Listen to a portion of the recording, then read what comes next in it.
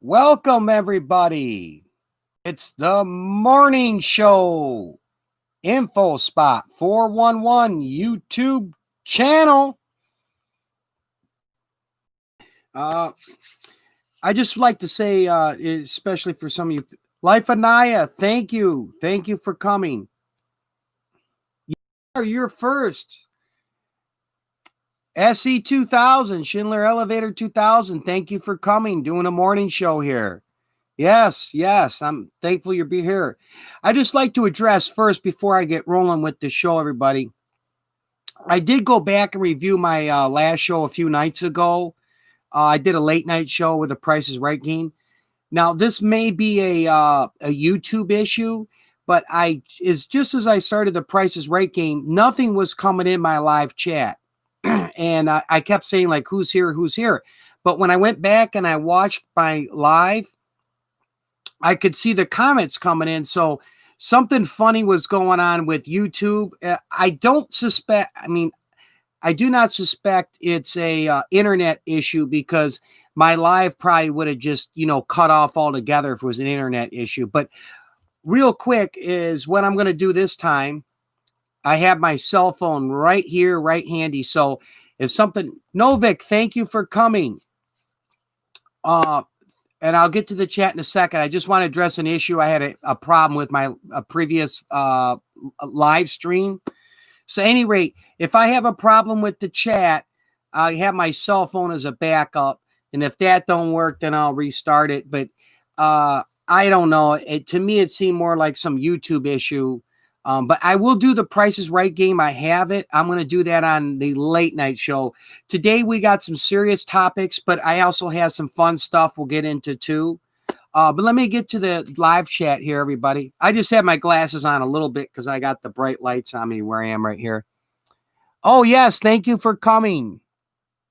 Shannon X, thank you. Novik, thank you so much.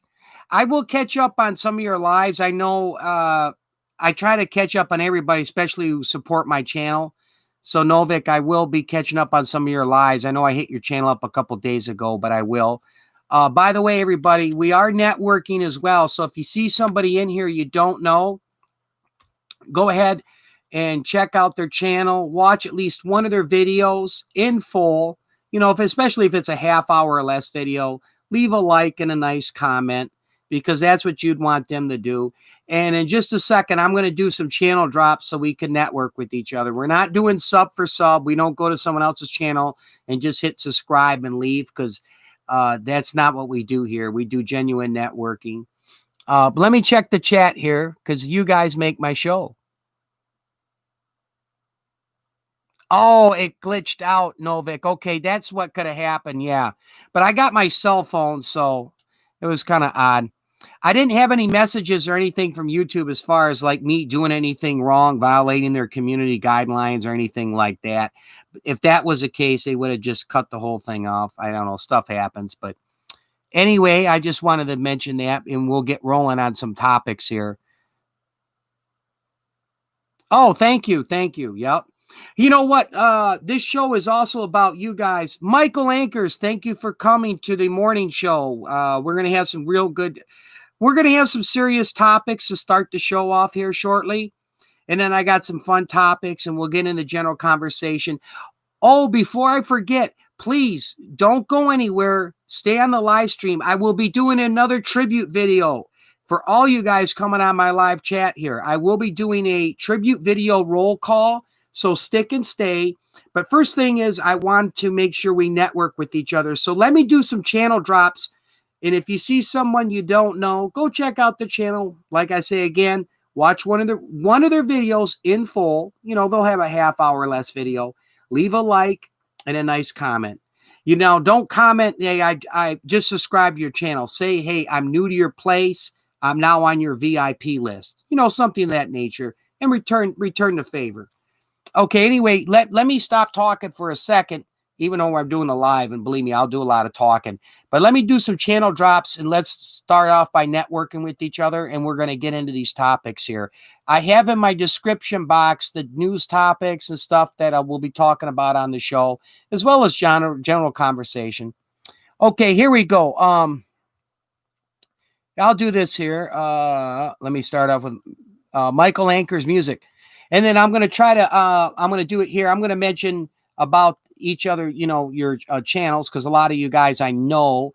Michael Anchor's music, if you're not connected with him, or let's say you're not part of his family there on his YouTube, he does a lot of karaoke and he puts a lot of effort into it, man. And I could see Michael Anchors isn't just doing this, you know, for the wrong reasons. It's a passion for him, and with his music and his channel, and I could tell it's a passion. He really enjoys what he does.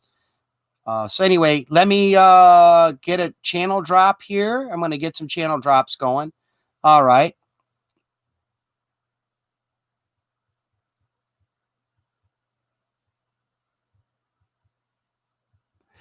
Oh, okay, Shannon X. Yeah, I'm gonna get into that. Yeah, we got a few. If you go in my description box, we got some serious topics, but I try to get away from negativity and too much seriousness, and I get into some, you know, fun topics as well, as you'll see my description box. But first, let me get the ball rolling so we can network with each other, and then we'll get into the topics here. Okay, Shannon. So bear with me just a few seconds. I'm gonna get some channel drops here and we can do some genuine networking. All right, all right. Copy. Oh, thank you. And like my accent. We have some different accents in America. I'm in the Midwest. I'm in Michigan, one of the northern states. Like a lot of people from the New England area, from Boston and Maine, what is it, Connecticut, Rhode Island, they have a different accent, you know, than like people in Chicago and Detroit. But thank you for the compliment. Okay, Novik, let me get you here.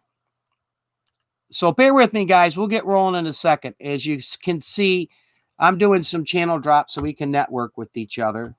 I appreciate everybody coming here. I really, really do. Novik, okay. Novik does a lot of great lives. I'll just leave it at this, guys. If you're looking to build up your channel with other genuine YouTubers, Novik is definitely a YouTube channel that you want to be a part of. And believe me, he is a genuine YouTuber and he will help you out tremendously in building up your channel. Life of Nia. Let me get you. Naya, I'm sorry. I keep saying Nia for Nia Long. I'm sorry. It's Life of Naya. My bad. I corrected myself. I'm a big fan of Nia Long's anyway. I like a lot of her movies. Okay, here we go. Life of Naya. I like your intro, by the way, Life of Naya. It's a catchy hip hop song. It really is. I watched that one. It was really cool. That it had like that character with his hands and he was dancing, kind of like the animation and the graphics you did in the video. That was pretty cool. Oh, okay. I got Life of Naya there. Yep. Uh, SC2000. Let me get you. And I will get to the chat. I'm just doing a few channel drops here, everybody. Yes, I am. Yep. Okay. Okay. Here we go.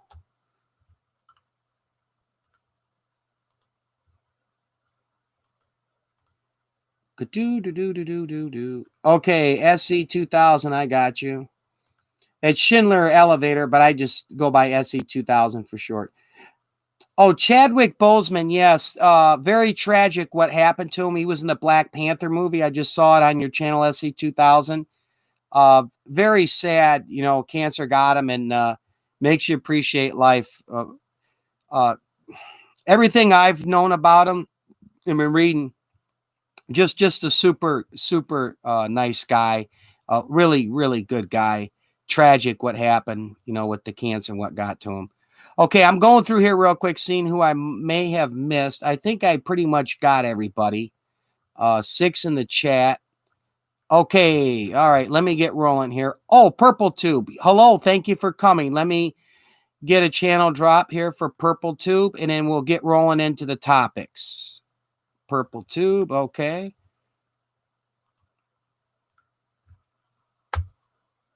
All right, one more channel drop, and we're going to get rolling with the show here.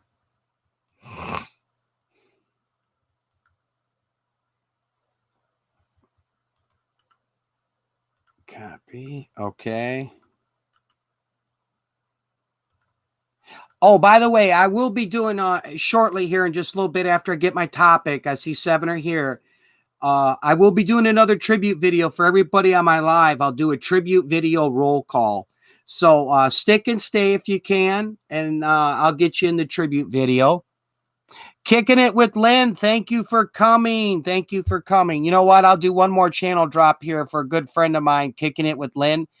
Not only does she does like mukbang videos and different videos about cooking and whatnot, but she has really frank conversation. Nothing fake about her. She speaks her mind. She pretty much tells it like it is. I mean, some things you may agree with, you may not agree with, but you're gonna get the real deal on Kicking It with Lynn YouTube channel, and she is a definite genuine YouTube person. I'm friends with. So here we go, Kicking It with Lynn. I gotcha. Okay, let's get into this first topic. It's going to be kind of a serious topic here. As you guys all know in the news, and then I'm going to read the news story here. I'll give my opinion, and I'm going to go to the chat. We'll discuss with each other. Now, keep in mind, just because I give an opinion doesn't mean I'm right, doesn't mean I'm wrong. We're just going to, I'll give my opinion on this situation and this news topic. We'll have a discussion. I never make anything personal. You know, I respect everybody. I know we're all going to have different opinions. Just my little disclosure, because this is going to get, it's a serious news story. Everybody knows about it here in America. Let me get a sip of my Red Bull.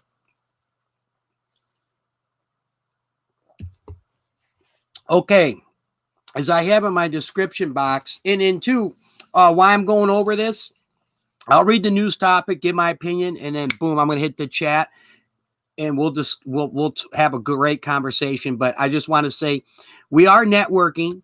And one last time, networking it means going to someone's channel, watching one of their videos in full, dropping a like and a nice comment, subscribing to their channel, because that's what you would want. So, all right, I'm not going to repeat myself 10 million times. All right, here we go, guys and ladies. Okay, I got this. This is on just about every associated press. A major source, news source, as well as all over the media. Now, I'm going off this article right here from ABC local affiliate here in Wisconsin, WKOW. And I'll post the link when I'm done in the chat if anybody's interested. All right, here we go. Investigators name the officer who shot Jacob Blake. Knife found in Blake's vehicle. All right. Where is it? How do I pronounce this? I have this written down here. Oh, Kaya Nashawa. That's the name of the city here. Kenosha, Wisconsin. Kenosha. I have to go slow with this. It's Kenosha, Wisconsin. That's the city where this incident happened with Jason Blake. Oh, Martin Magic, thank you for coming. Okay, here we go. Let me read this news article here.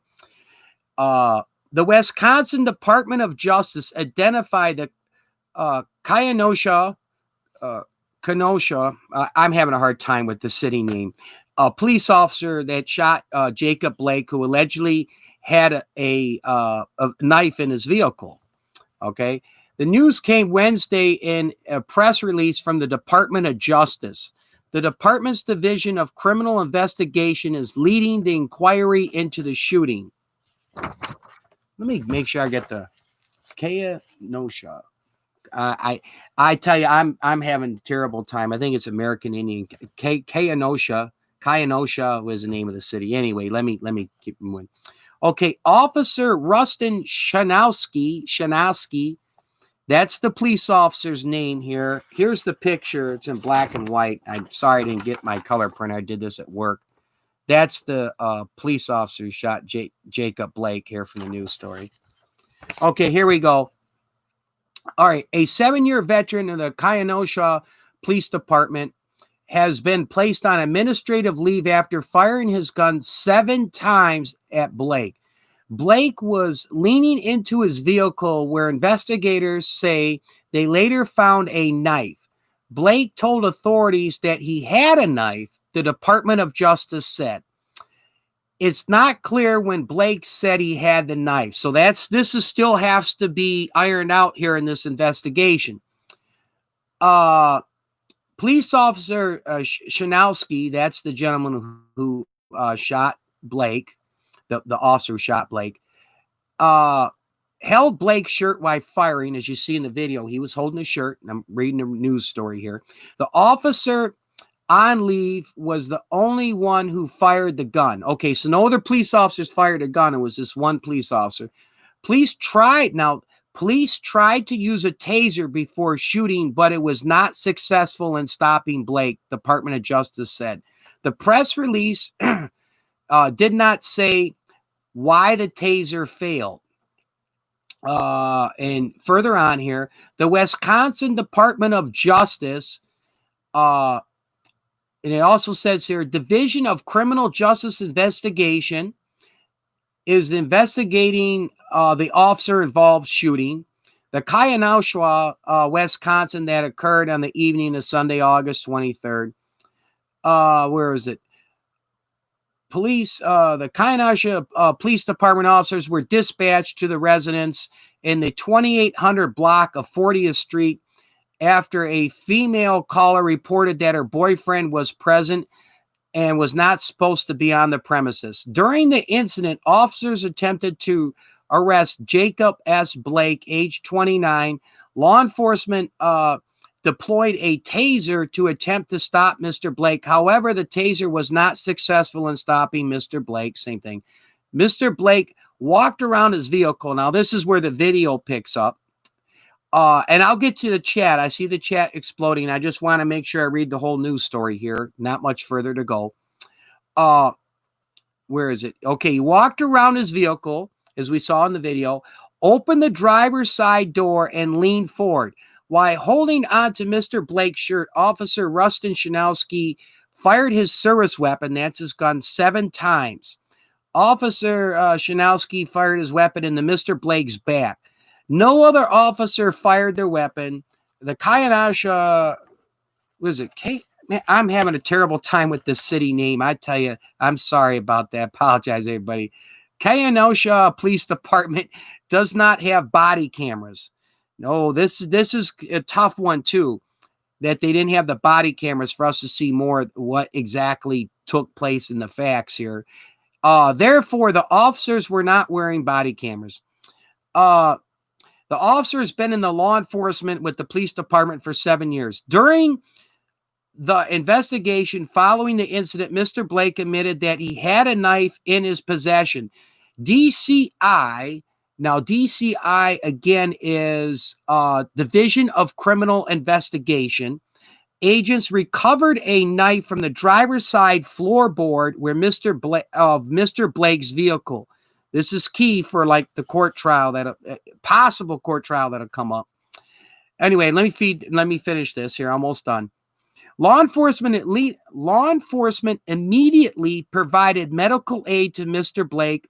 Flight for Life transported Mr. Blake to the hospital in Milwaukee, Wisconsin. So this is just outside Milwaukee, Kenosha. DCI, Department of Criminal Investigation, is leading the investigation and is assisted by the Federal Bureau of Investigation, the FBI, Wisconsin State Patrol, that's the Wisconsin State Police, and Kenosha County Sheriff's Office. Now, they're different from the city police department, the county sheriff. Almost done here, just 2 more paragraphs. DCI is continuing to review evidence and determine the facts of this incident and will turn over investigative reports to the prosecutor following a complete and thorough investigation. When DCI, that's Department Criminal Investigation, is the lead investigating agency of the shooting involved a law enforcement officer. DCI aims to provide a report of the incident to the prosecutor within 30 days. The prosecutor then reviews the report and makes a determination about what charges, if any, are appropriate. If the prosecutor determines there is no basis for prosecution of law enforcement officers, DCI, Department of Criminal Justice Investigation, will thereafter make the report available to the public. No additional details are currently available. Now, this comes from the ABC local news affiliate up there in Milwaukee, KWOW. Okay, before I give my opinion, let me get to the chat. I see it going here.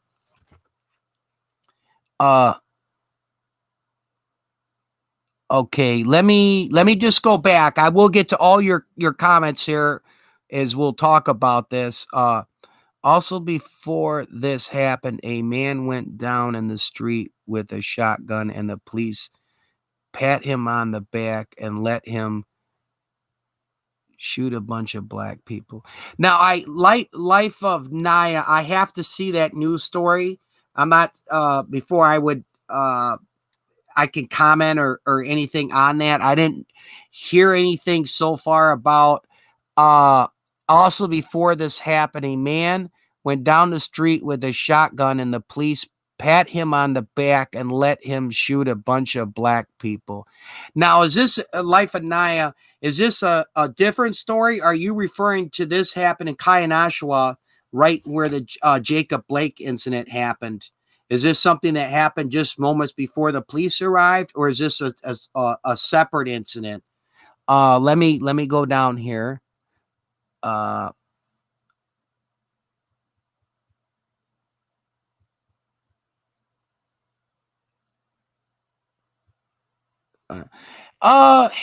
that is one of the great things of America.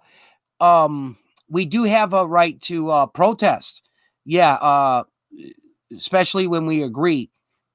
Now, when it gets into matters of vandalism and looting and violence, that's where me personally, my opinion, I don't agree with that. I wouldn't condone that, but I fully support it. Even if I don't agree with it, anybody's right or group to protest. Yes, that is our first constitutional amendment. Let me get through this and then I'll give my opinion so far on the situation here. Yet Shannon and always made people talk about riots sometimes when they've tried everything. Also, I don't like bad. Wait. Also, I'm going through your comments, everybody. Also, I don't like bad cops at all. Should be fired and going to jail. Yeah, yeah. There's people definitely, do not belong in law enforcement. They need to be prosecuted and out of that line of work. Most definitely, I agree with you on that. Well, we tried talking to the people in charge, tried peaceful protests, petitions, praying, education, fundraiser, etc. So far, nothing has worked. Yeah, I don't necessarily agree with all of that, Life of Naya, but there's some. I'm trying to make sure I word this right. Yeah, there's a point to what you're saying. That's true.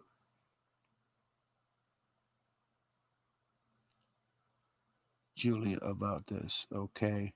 I'm coming through your comments here, everybody, on the news story before I give my opinion.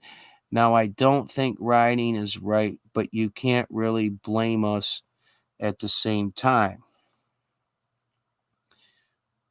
Okay. If the roles were switched, would you be upset as well? Yeah, I got two more stories here of what's happening to a lot of police in America as well.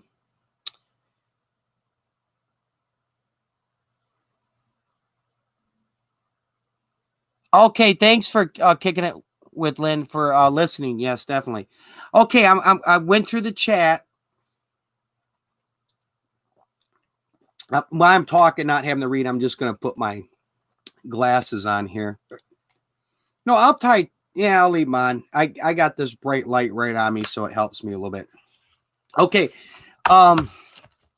With this incident, okay, I'm not gonna I'm gonna give my opinion on this. Not say I'm right or wrong, but it's my opinion. But I'm not gonna go into 3, 4 other incidents right away. I want to just focus on the facts and what I saw in the video and what information I got so far. This is just one news story. I'll take this here while you guys are in here. If anybody's interested, the story I just read, a copy, and they got the video. This is word for word from the local Milwaukee news station here. Okay, there we go. That's the link there for the news story here on Jacob Blake. Now, there's some factors that come into play with this, and I have some issues with it. And anyway, I'll start. Okay, first the video.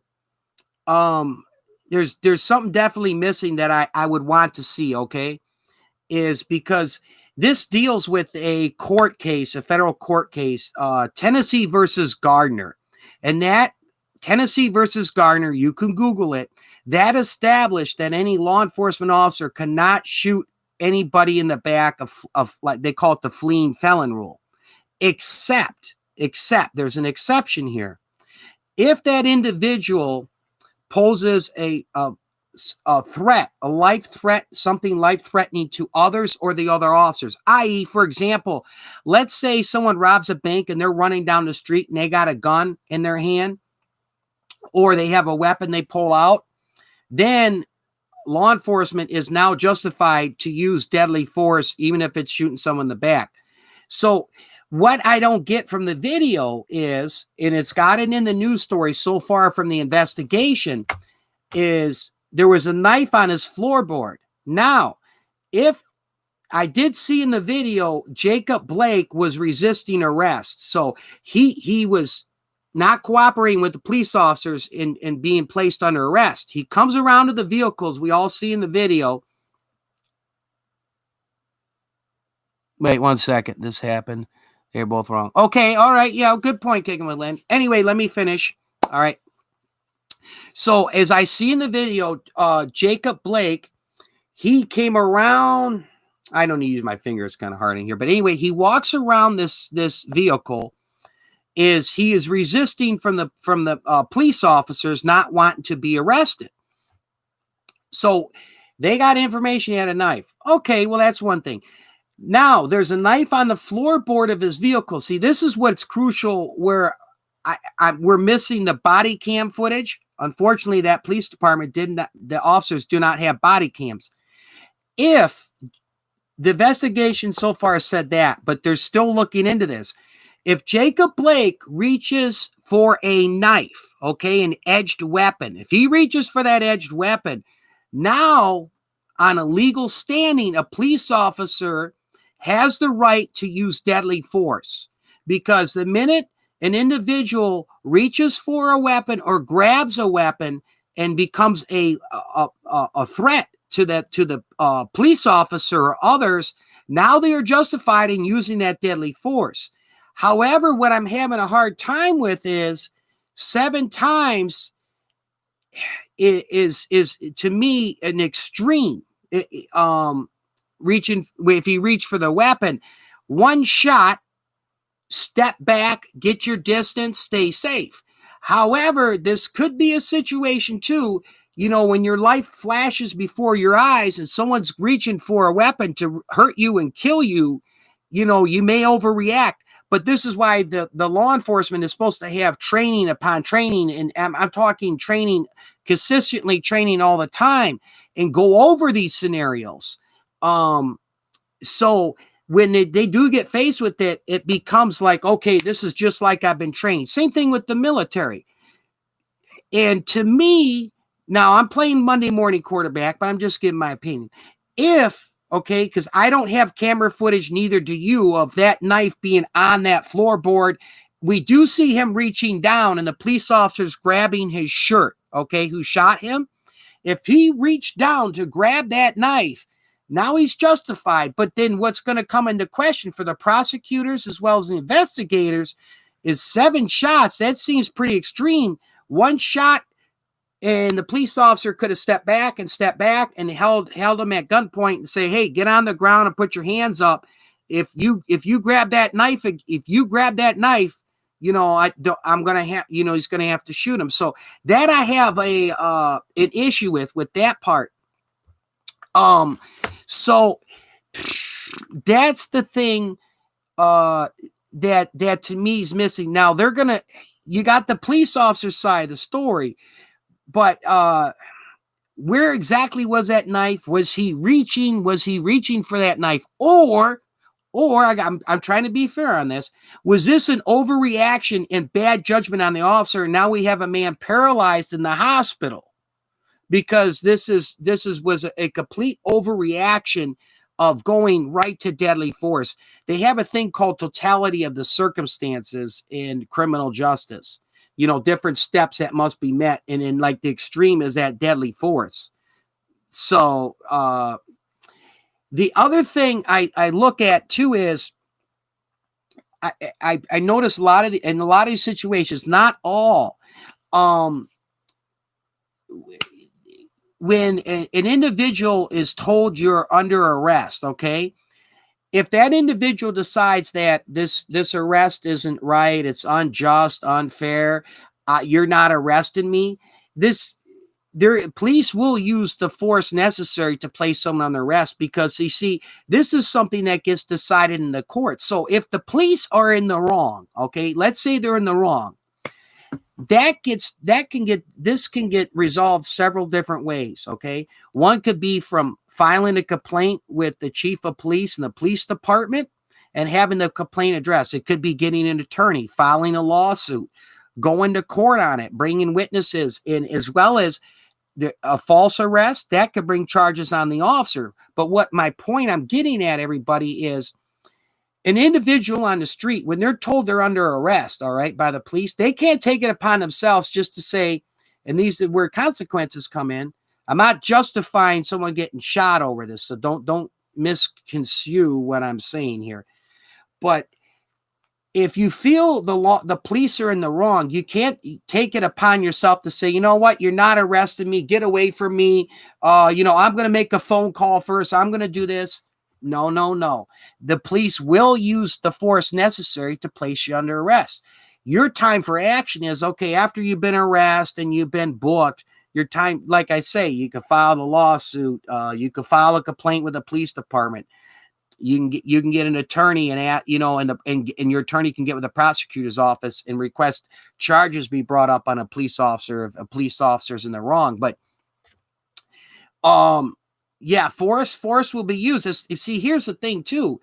The police, what would happen if let's say the laws were changed and every individual, if you feel that you being arrested is unfair, unjust, or you feel that you did not commit any crime and you have the right to tell a police officer, okay, out on the street and say, you know what?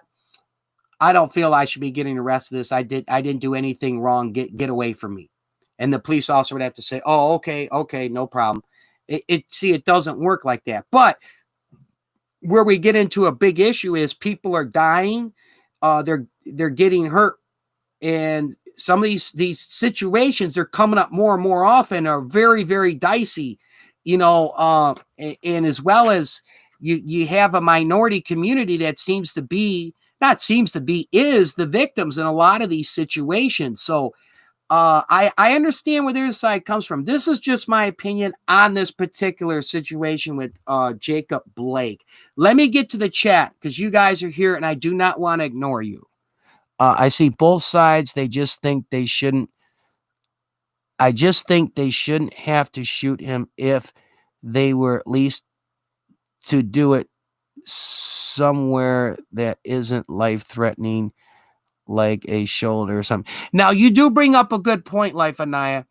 But like I say, I don't want to play Monday morning quarterback. Could have put one shot in his leg, boom, and he'd be, but like I say, again, I'm trying to look at it on both sides of the point of view. I'm not taking, always trying to take the police officer side. I do have a criminal justice degree. I'm not a police officer. I work in a similar field. if an individual's grabbing that weapon and it could become a matter of life and death, then I can understand you're using deadly force to stop this like this. But that's the thing I'm missing, and I'm curious.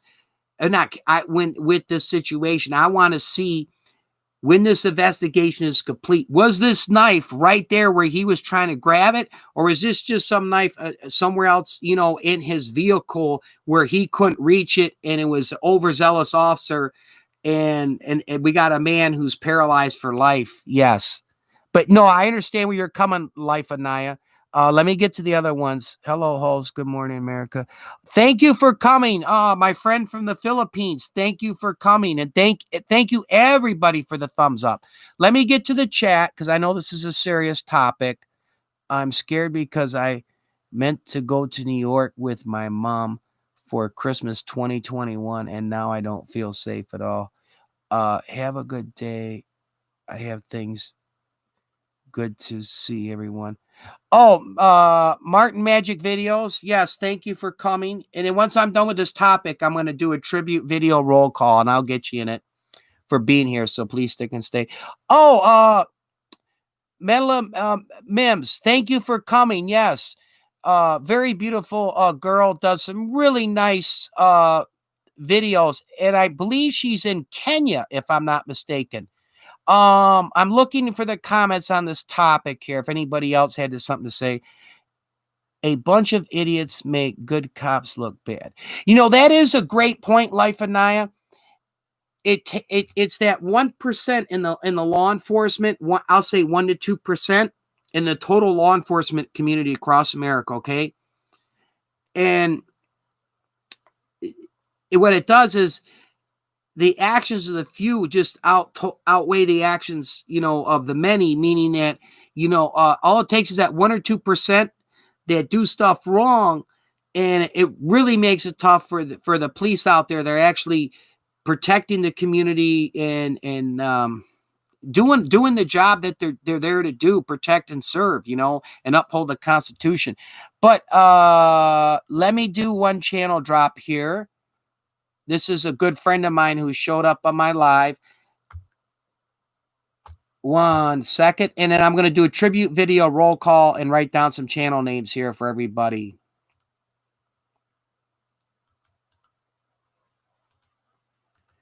Okay. I didn't get a channel drop on her yet. Oh, Servant David, thank you for coming. Yeah, we were talking, finishing up the conversation, my first topic, and then I'm going to get everybody's channel here, a roll call for tribute, do my tribute video. So if you're here, just stick around for just a little bit longer. We're just finishing up the conversation. Oh, Declan's fan 2020, thank you.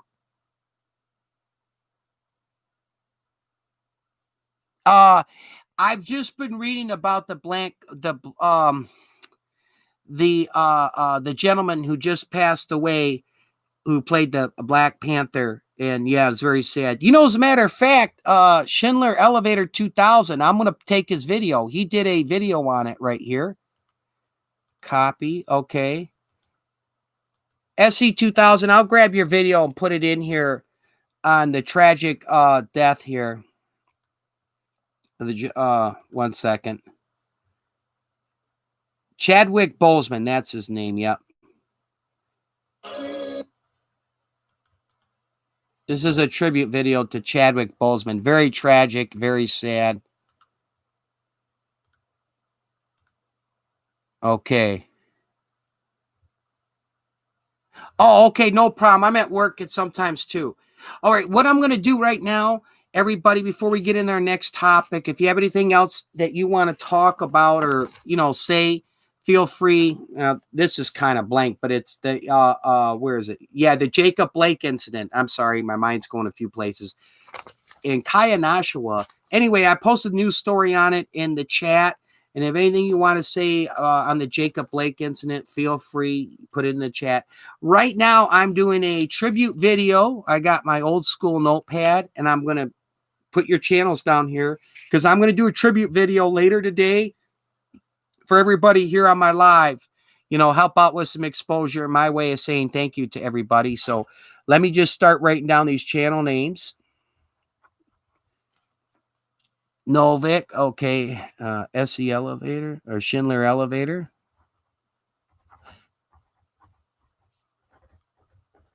All right, who else we got? Oh, Servant David. Yep, I'm going to get you in the tribute video.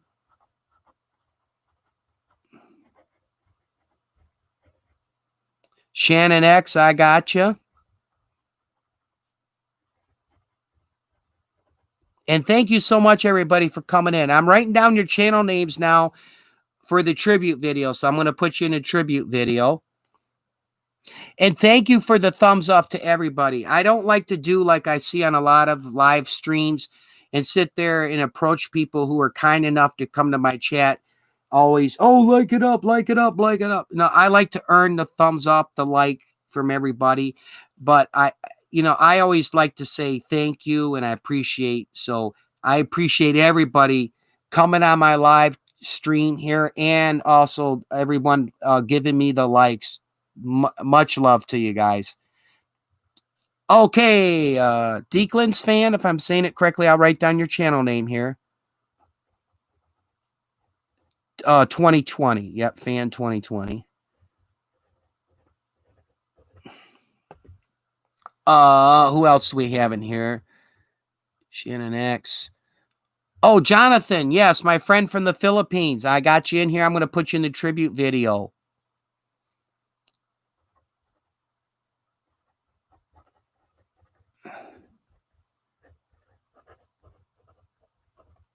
Okay. Oh, Medla Mims. Okay, hold on. Let me get you in the video.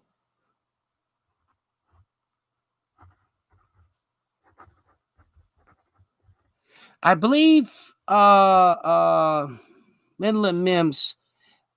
Let me I gotta put you in here to give you a blue wrench.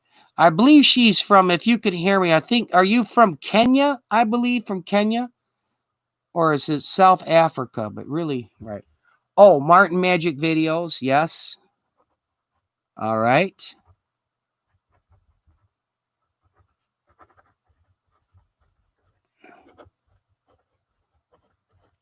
Who else do we have in here? Oh, we are networking with each other. Life of Naya. Yes. Oh, and Kicking It with Lynn.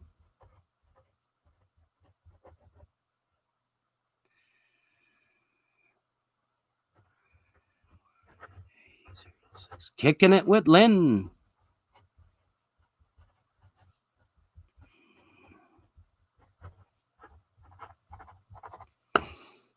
Okay, I think I got everybody so far. I'll do another. Yeah, I got Novik in here. I'm going to do another roll call. I got 5 people on here. I'll do another tribute video roll call a little later on in the show. Novik, Schindler Elevator 2000, Servant David, I am Shannon X, Deekland Fans 2020. Sorry if I mispronounced your channel name. Jonathan Epolino, Eleponio, my friend from the Philippines. I got you here. Malda Mims, Malala Mims, if I have it spelled correctly. My friend from Africa. I think you're in Kenya or South Africa. I forget which one. Martin Magic, I believe he just left. Life of Naya 06, Kicking It with Lynn. Okay, if I didn't read your channel name and you want to be in the tribute video, I got 4 people here. Just type something in the chat, but I'll do a roll call later. Let me get a drink of my Red Bull. We got a few more of these serious topics, then I got some other good stuff here. I have some good stuff to talk about.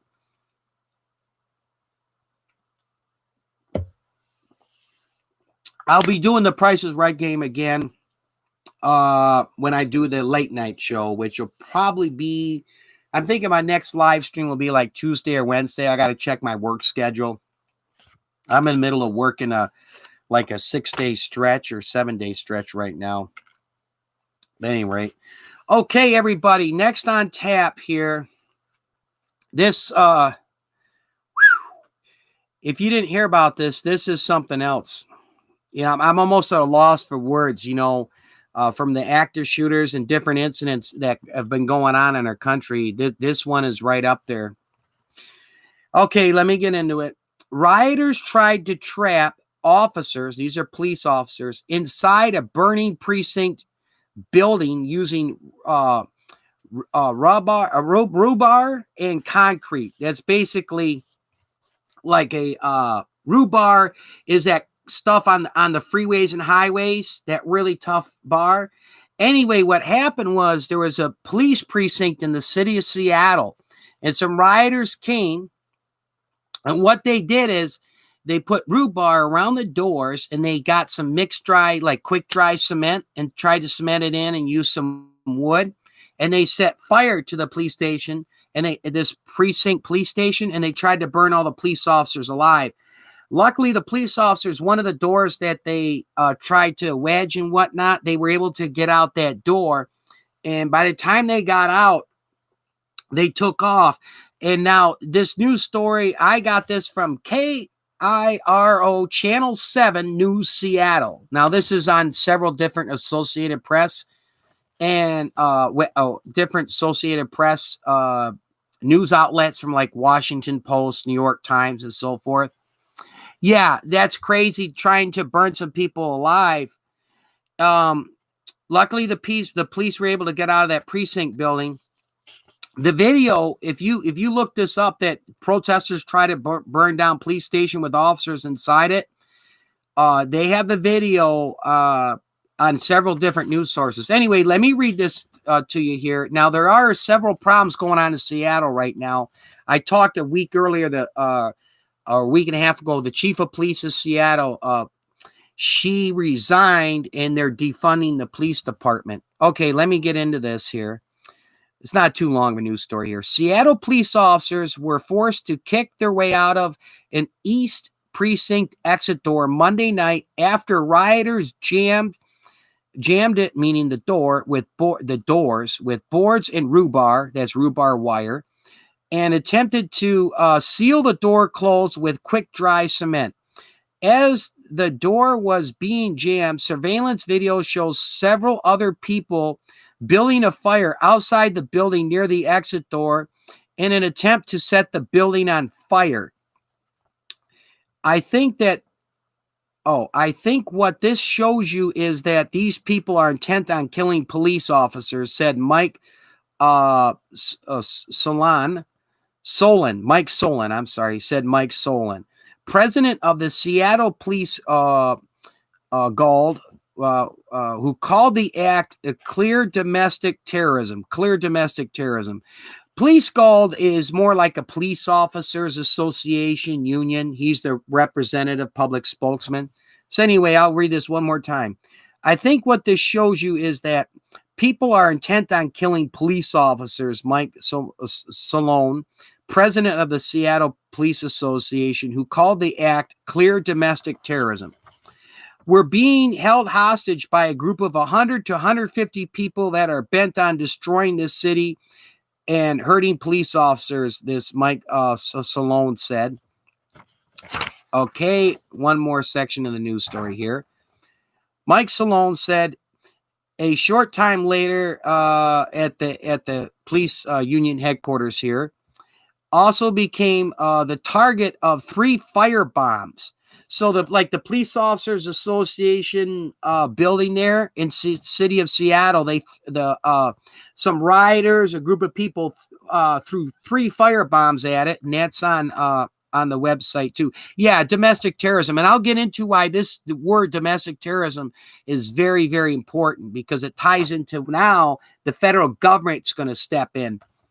Or can step in. Anyway, our surveillance video captured 2 individuals scouting our location for several hours, Mike Salon said.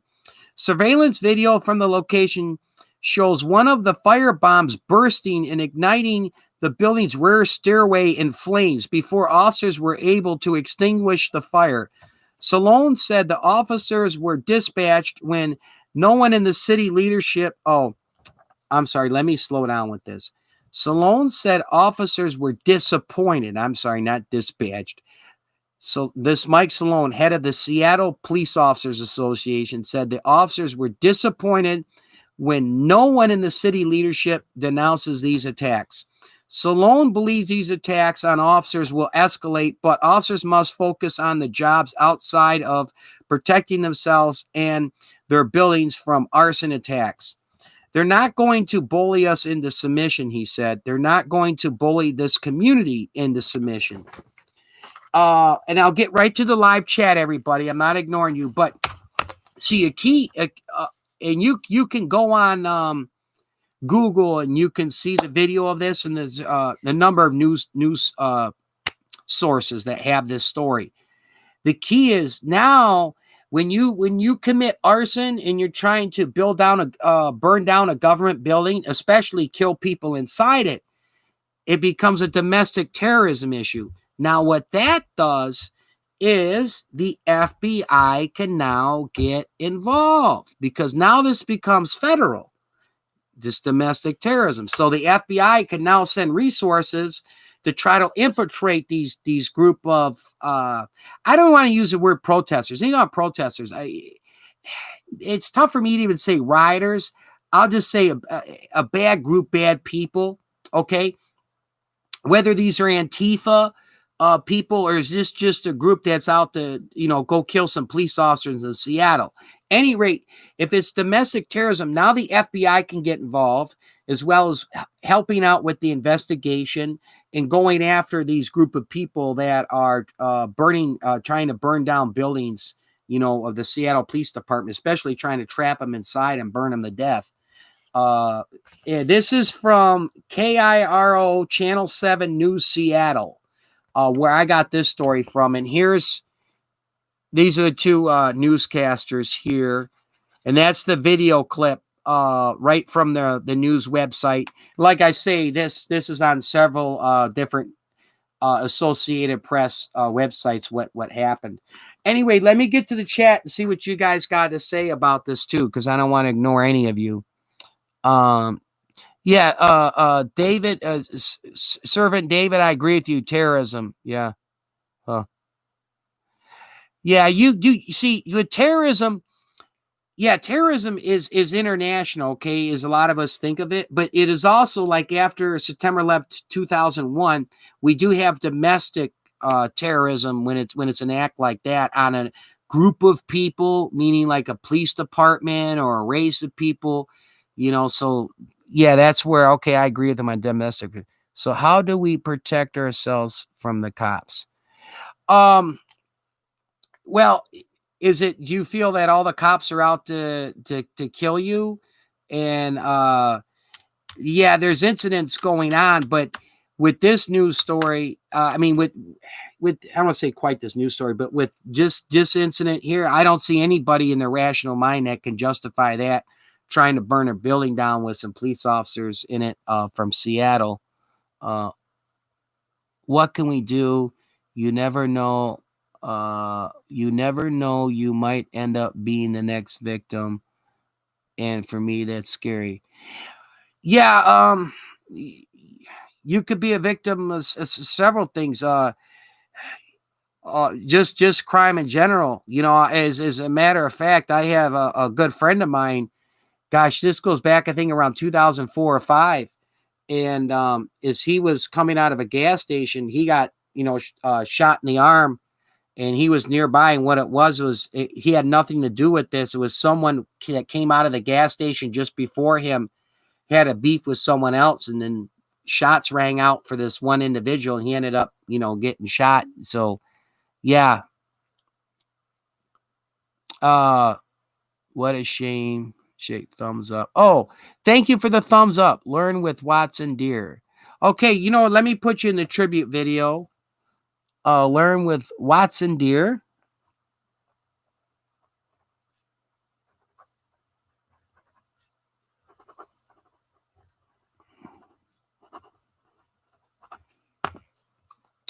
Anybody other? I'll move on to the next news topic here. Got one more serious one here.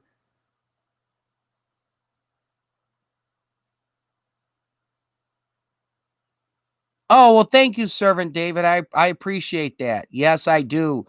Yeah, I am sincere and honest. Yep, that is true. One thing I believe in life is I will not tell somebody what I feel they want to hear.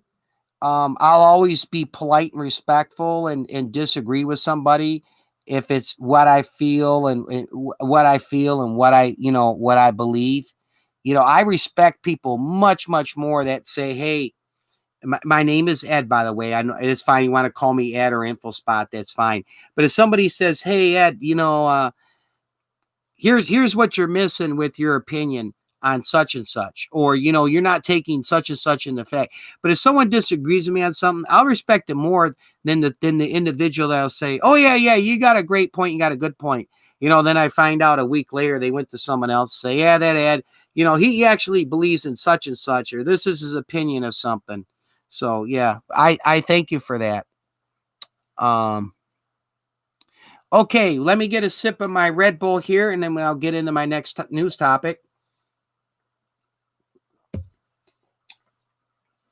One more here with the police stuff going on. Okay, all right. This is from CBS Baltimore, WJZ CBS Baltimore. 3 Prince George County police officers. Excuse me. When I talk a lot, I gotta hydrate myself here. Okay, here we go. 3 Prince George County police officers shot in ambush while responding to call. 2 people in custody. Prince George, where is it? Prince George County. This is in Maryland. Not too far from Baltimore. It's in the state of Maryland, not too far from Baltimore. Okay, here we go. I'll read this news story, and this is from CBS Baltimore news station WJZ. Police in Prince George County are investigating after 3 officers were shot while responding to a home invasion Sunday evening. Police responded to a call in the 1300 block of Capitol View Terrace at 6:34 p.m. for a call about home invasion. Within minutes, they arrived on the scene, and within seconds, they became under gunfire. Okay, so that means they arrived on the scene in minutes after getting this call about a home invasion. And as soon as they showed up, they started getting shot at. It says here, this evening I received a call that 3 of my officers were shot, said interim police chief Hector Velez, V-E-L-E-Z. So this is the police chief here in Prince George County. All right, let me get into the details of this. Within minutes, they arrived on the scene, and within seconds, they came under gunfire. They were ambushed, the chief of police said. The officers on the scene provided self-care and aid to each other, and because of that, they were able to be transported to Prince George Hospital Center, officials said. All 3 officers are being treated at Prince George's Hospital, Charter 1. That's the hospital in the Baltimore area. 1 undergoing surgery and 2 saved by protective vest. That's the bullet-resistant vest they were wearing at the time. They're going to be fine, said interim chief Velez. They are in good spirits and they are concerned about each other. 2 males are in custody. Both were not struck. The case is under investigation, but Prince George County Executive Angela Osselbrooks said these officers are nothing short of heroes. Governor, this is Maryland Governor Larry Hogan, extended his support as well to the 3 officers and later Sunday night on Twitter. And this is what his tweet read. We are all extending our prayers to these 3 officers shot in Prince George's County. So what it means with the ambush is that this home invasion call, whether it was a 911 or directly like a non-emergency call to the police department, I'm assuming it was a 911, was totally bogus. There was no home invasion. There were a couple individuals waiting in line, meaning they were hidden with guns, and they placed this phony call about a home invasion, waiting for the police to show up. So as minute as they show up, bang, bang, bang, bang, like target practice, and that's the ambush killing that happened. Luckily, all three lived, and it's just wow. Yeah, so that that's another concerning thing that people would do that. Let me get to the live chat here. I just got this is the story out of the CBS Baltimore WJZ CBS news station. This is black because this is the video clip that talks about it when I printed this news story up. What more can we do? TBH, you never know when you might end up being the next victim. Are you okay, Info Spot? Oh, Schindler Elevator, I'm okay. It's just when I'm talking a lot, I got my Red Bull and I also have my Snapple. So that's why I had to get something to drink there while I was, coughing. My throat was getting dry.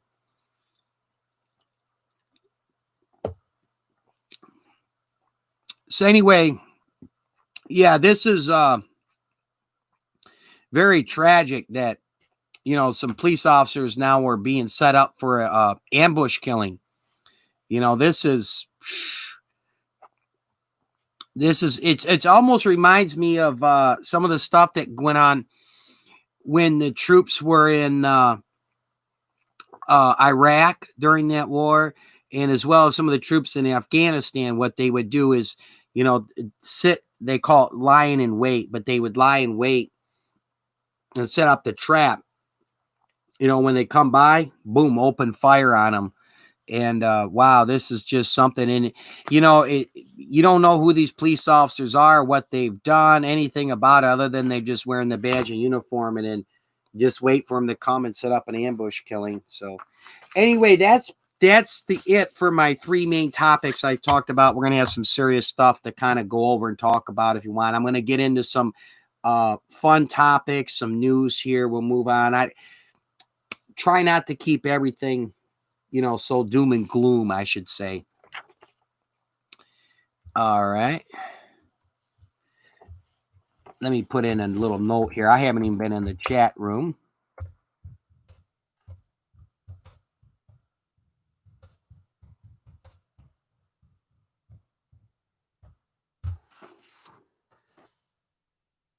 All right, let me get a drink of my Red Bull. Next story.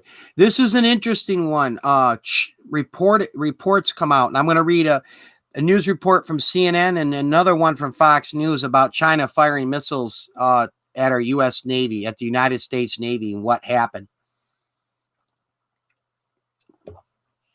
And then I got some stuff here, other topics. New Guinness World Record out of South Africa, everybody.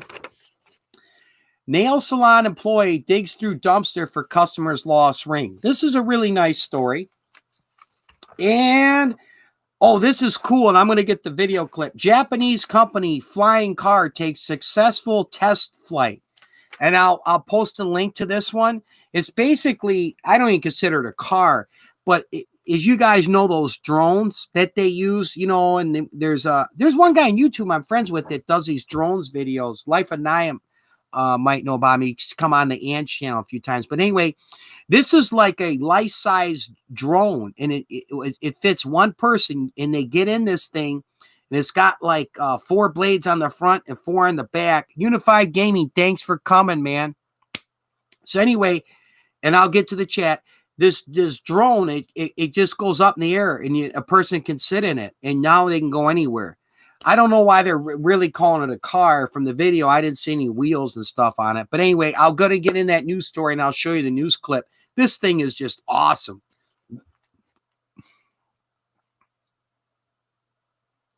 Hey, just dropping in. Won't be that active on the streams for a while because... Oh, you got school, Unified Gaming. No problem. I'm doing a tribute video. I'm going to put you in at Unified Gaming because, man, you come on my lives quite often.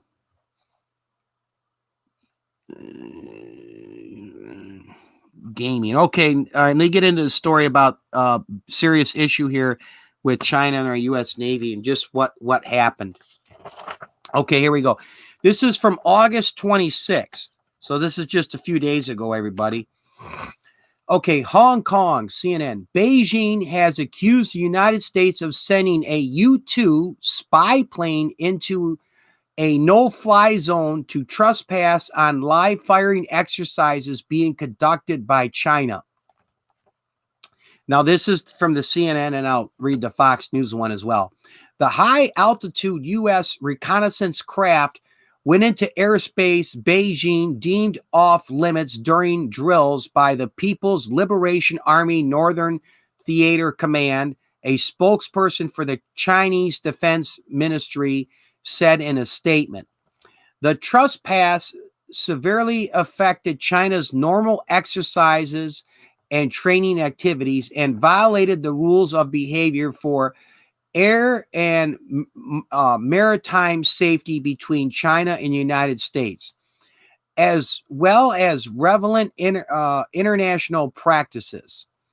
Spokesperson for the Chinese Defense Ministry said in his statement. Okay, so this is what China's saying. Okay, and they basically it's China's Navy military here. The long Liberations North Theater Command. Anyway, okay. A statement from the United States Pacific Air Force to CNN confirmed a U-2 flight, but said it did not violate any rules. All right. Now, on the same day, I'm going to read the news report from Fox News on this incident. The United States on Wednesday announced it blacklisted Chinese officials and business executives involved in the military buildup of disputed South China Sea. Now, they've been having issues with the South China Sea here. Further ratcheting up tensions in the region ahead of the November election, the same day that Beijing reportedly fired missiles, including an aircraft carrier killer. So, warning to the U.S. Apparently, this missile is like an aircraft carrier missile where it'll put a hole or, blow up an aircraft and sink it. China reportedly fired a warning shot with these missiles at the U.S. Navy.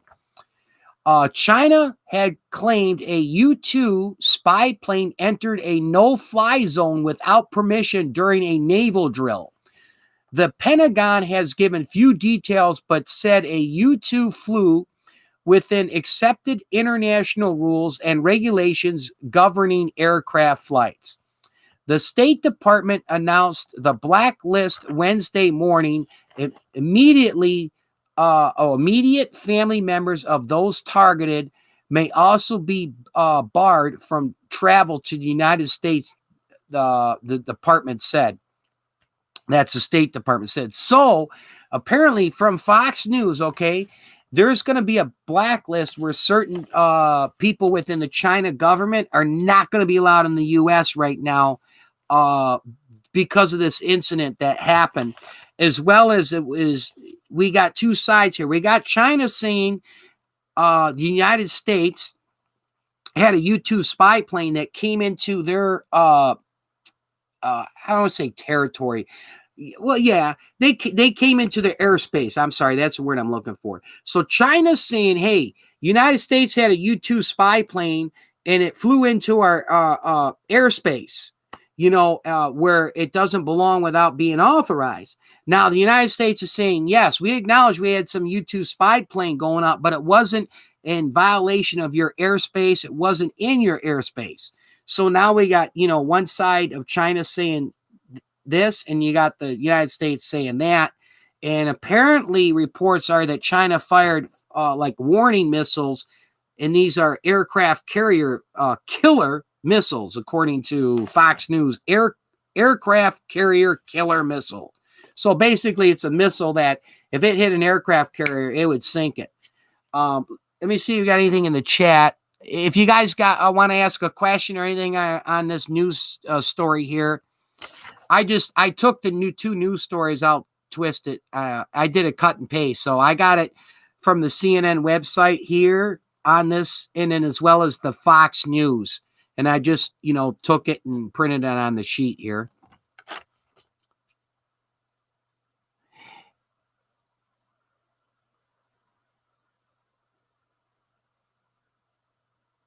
Oh, that I'm sorry. Servant David, China fired the warning missiles at the U.S. Navy in retaliation for the U.S. Navy flew a U-2 spy plane in their airspace. Now, China's saying the U.S. Navy flew this U-2 spy plane in their airspace, but the United States government is turning around saying, yeah, we had a U-2 spy plane and we were, whatever they were doing with it, but it was not in your airspace. It was not in China airspace. So we got discrepancies, of what happened, but this can get very scary because these are the type of things that'll lead to battles, and battles can lead to wars where, if one of these missiles, even comes close to the U.S. Navy, they're not just going to sit there. They will respond. But I will say, in due fairness, America is got to be mindful. They got some issues with the South China Sea and then where they're going. So stop getting near some of the, if China's doing a military exercise and you're coming that damn close to them, it would be just as similar. Let's say if our U.S. Navy and Coast Guard were doing some training exercises, let's say up in Alaska, and China has their Navy come within just miles of where they are. We're going to be on a high alert and tensions high. So, yeah, I'm not too big of the U.S. Navy going around, especially near other countries.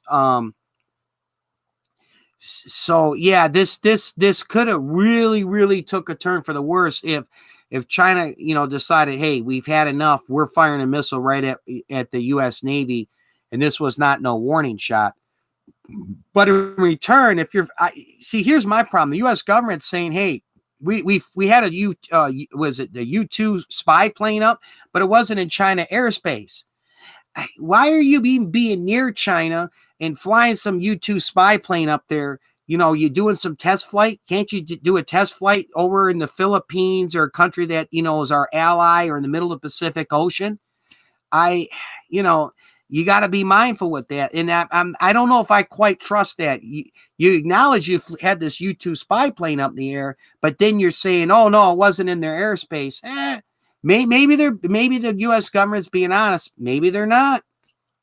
Anyway, let me get to the chat here, everybody.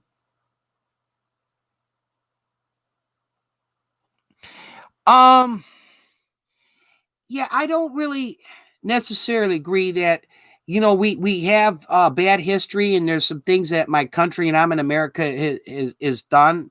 Like but as far as the bully, yeah, I like I say, there's conflicting stories on this. So it could be maybe this U-2 spy plane wasn't in quite their airspace, and China fired these missiles at them. So hey, but you do have a point, Servant David, when I look at, I try to be fair in everything. I look at the Iraq War, and we had business with the Persian Gulf War of 1990-91, but I don't feel America had business in going into Iraq as far as, America being a bully in 2004. So that'd be something that I would agree with you and say, hey, was it President Bush said that there was all these. Thank you. President Bush sent Coleman Powell and others to our Congress and said, oh, there's all these weapons of mass destruction. We have to have a preemptive military strike because Iraq is a major threat to the Middle East and in nearby countries. And none of that was proven. There was no stockpiles of weapons of mass destruction, and they weren't on the verge of, trying to take over the Middle East. And in that country has been just some terrible times, how we left there. Anyway, that's a whole nother topic, the Iraq War. I just bring that up as, okay, I agree with you. Sometimes America's been bullies, but we have done a lot of good things. And I'm not talking going back to World War II. Look at recently, I think it was the 1990s, Bill Clinton was president. And in Yugoslavia, that's let me try to pronounce his name. Sadan. Anyway, his last name is Milosevic. I'm trying to pronounce his name as Yugoslavian. But anyway, here's my point. This guy Milosevic, who was in Serbia, he invaded and went into Croatia, and then it was another Macedonia, I think was the other country. Then there's Slovenia, which is the top country Yugoslavia. But anyway, he was committing acts of genocide. And finally, when President Clinton has received so many reports, he got involved, and there was no gain for the United States in getting into Yugoslavia. But they stopped the genocide, and they got this Milosevic guy, and what was former Yugoslavia is now split up in the territories. But I'm bringing this up as an example. This wasn't America being a bully, getting involved in the Yugoslavian war. That now they got Croatia. These countries are all split up. But it's, hold on.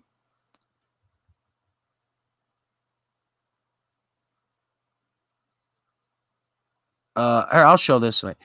I'll get your comment in just a second, Servant David. At first, Bill Clinton didn't want to quite get involved with the Yugoslavian war.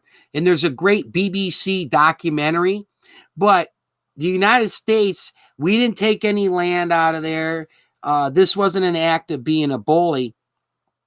This was getting some guy who was committing direct acts of genocide. Now, I'm not saying Clinton was perfect. He didn't do jack squat, you know what, with the situation in Rwanda.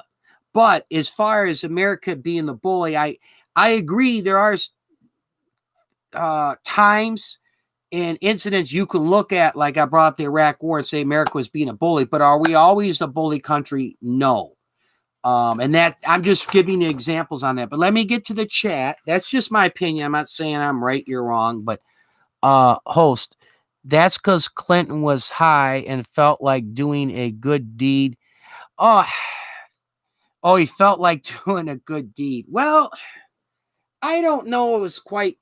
He just felt like doing a good deed. But as far that there are times America does. Is not always the bullying thing. As far as too, we are one of the leading countries with international aid. Now, I do have some issues too, Servant David, is American military is in a lot of countries around the world, and this goes back from like the First World War somewhat, and mostly the Second World War. And, it's like, one is I have an issue with our tax dollars, how much money goes out with the Department of Defense when we should be spending tax dollars and taking care of our own people, putting where that goes. That's a whole nother topic in its own. But anyway, yeah, there's good and bad with President Clinton. I try to stay away from the politics as far as like President Trump, President Obama, Vice President Joe Biden, Republican, Democrat.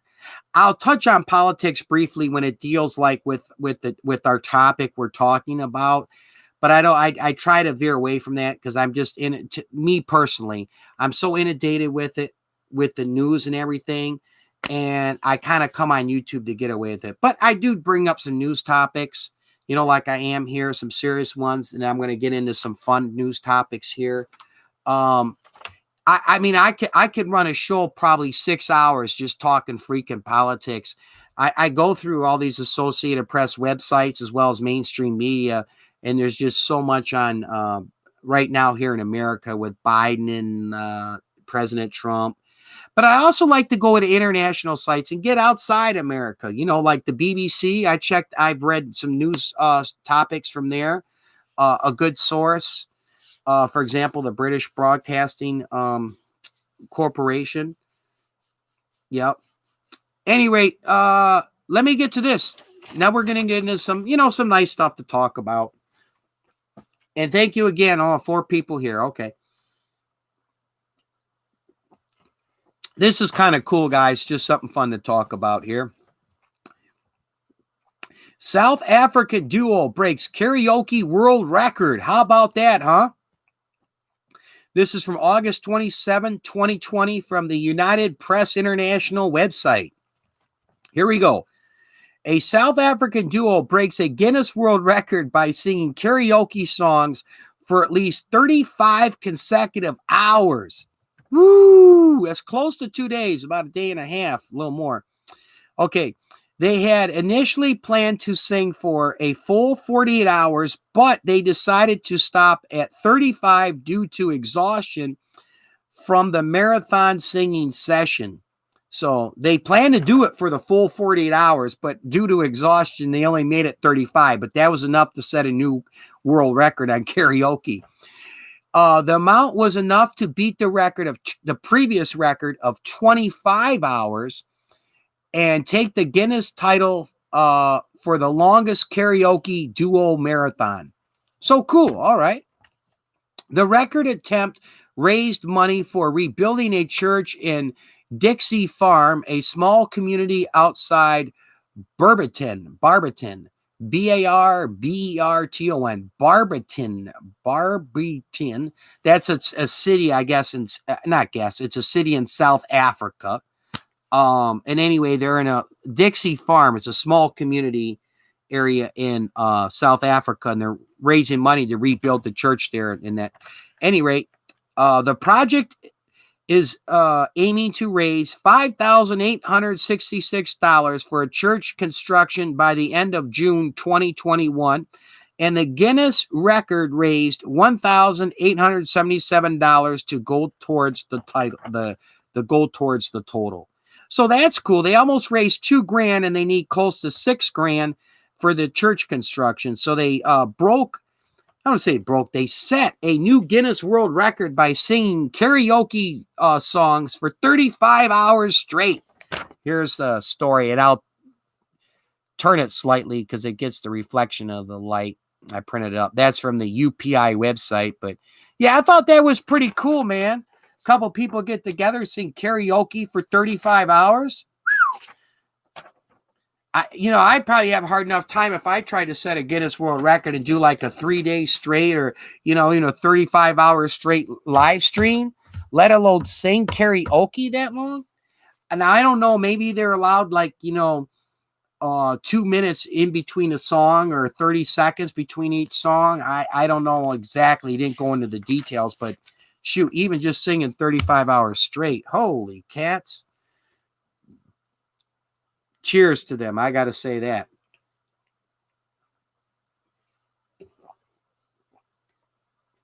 I'm going to move over. My Snapple is almost done here. I'm sorry, my Red Bull. Let me go to my Snapple. I got to get sponsored by Snapple. I'm telling you, I got to contact them. Raspberry iced tea, one of my faves. Okay, here's a really cool story too, guys. Nail salon employee digs through a dumpster for customer's lost ring. This is really, really nice. It's one of those like feel good stories. Anyway, let me get to it. Put my paper clip here. Okay, this is August 26, 2020, and this again is from the United Press International website. Employees at a Texas nail salon went dumpster diving behind the business to reunite a customer with a wedding ring that accidentally ended up in the trash. Rosalind Ramirez said she very rarely removes the wedding ring that has been on her finger for 21 years. But she took it off during a recent visit to Q Nails and Salon in Portland, Texas. Life of Naya, are you near Portland, Texas at all? I know Texas is the second biggest state.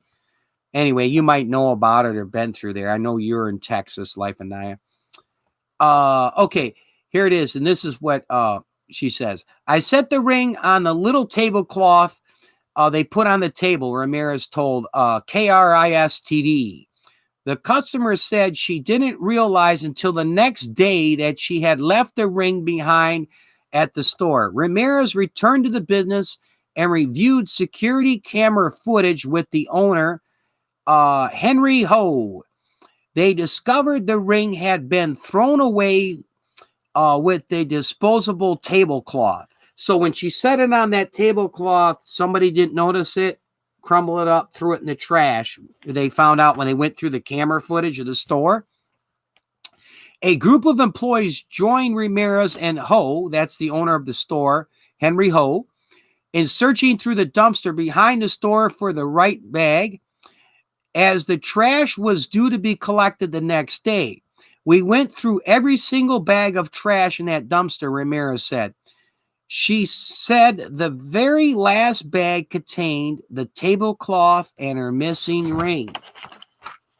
Okay? And this is what she says, and this is so cool, man. With everything that we've been going through with the pandemic, that's the COVID-19 pandemic, and job losses and all of this, it felt really good, Ramirez said. It gives you hope in people. They could have just said, oh, well, you lost your ring. Too bad. Go home. But they were so kind and so helpful. It's stories like this, I really, really enjoy. It's nice to take a break, from the stuff with the police, the politics right now with the president and Biden, and then all the COVID-19 news. Man, it's just great, and I understand where she comes from, and I totally agree with this. That there's still just good people in this world, man. It's been so easy for that business to say, oh, we don't see the ring. We looked around the store. If you want to go dig through the dumpster, go ahead. But they went out of their way to go through the cameras and see exactly where the ring was placed, and then was put in the trash, and to go through a dumpster, because that's her wedding ring, man. But a lot of people and businesses wouldn't even do that. And it's just so nice and uplifting, to hear things like that. Any thoughts or anything you guys want to say on that story, by the way? Let me check the chat. And I am put a note in here.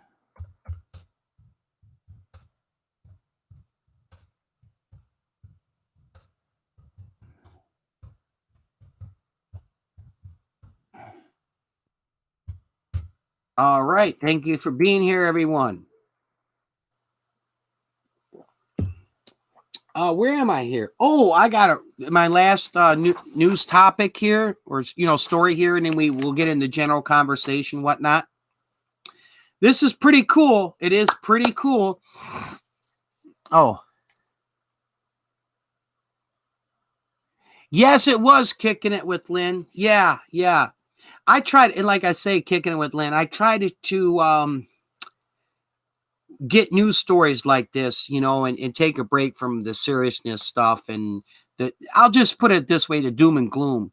But man, that's so cool that somebody would do that, and go out of the way, and as well as for her to get her wedding ring back, because wedding rings mean a lot to people. I mean, really, really mean a lot. It's not just the value of that ring maybe being worth, $1,500 or $10,000. It's what that ring symbolizes to her life. And there's a lot to that, man. And it's just a great, great story, and what she had to say about it too.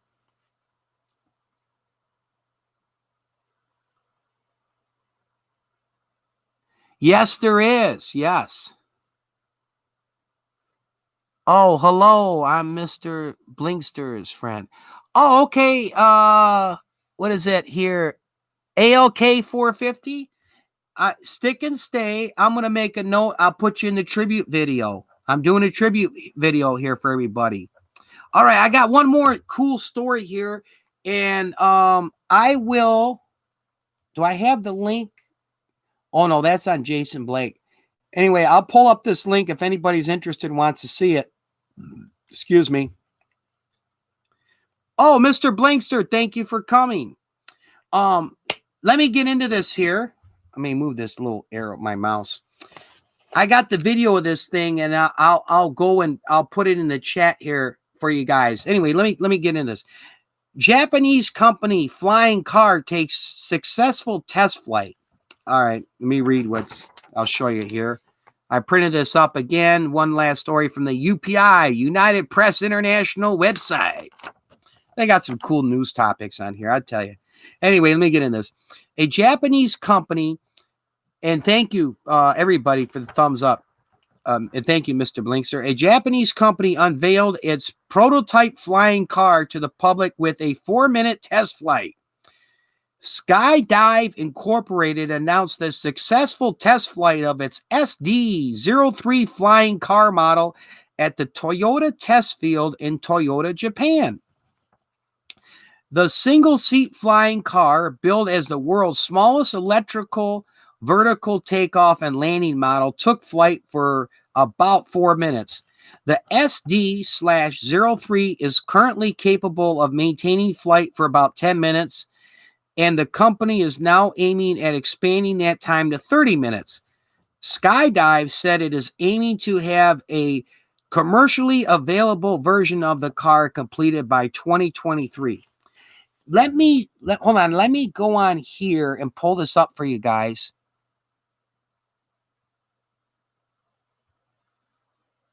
Oh, thank you for coming, Kick It with Lynn. And real quick, Kicking It with Lynn, if you get time tomorrow, the next day, you'll see after this, later today, I'm going to post a tribute video, and you're going to be in it. Yes, you are. And thank you for coming. Awesome. Anyway, let me get the link for this. Real quick, before I put the link for this news story, what this is, to me, it's not so much of a car. This thing is like, I'm sure you guys all know about these drones, and then the bigger drones have got like 2 blades on the front. They're like 4 sides to the drone, and they got blades. This thing is like a life-size drone. You're more than welcome, Kicking It with Lynn. Thank you very much. This is like a life-size drone. It looks like fiberglass. But anyway, the guy gets inside this thing. It's a guy who does the test flight. And he's an adult male. So he gets in this quote-unquote flying car. I call it I look at it like the life-size drone. But anyway, these blades, there's 2 on the bottom, 2 on the top. And it's on 4 sides. And these are huge.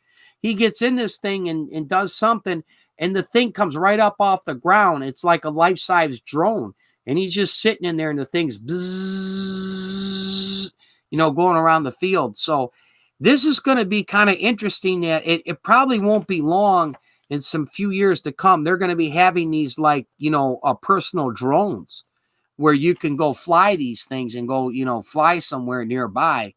But let me grab this, and if you guys are interested, I'll have it in the chat. And there's like about I think it's a 4-minute video showing this thing and the guy doing the test flight. They're calling it the flying car. I didn't see no wheels on it. I'm looking at it like the life-size drone. Anyway, let me get this here. I'm going to pull this up, put it in the chat.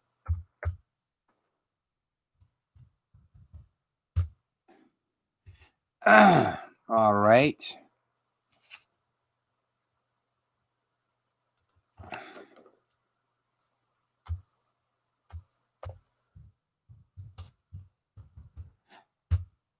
I hope everybody is doing terrific, and thank you again for coming while I'm getting this.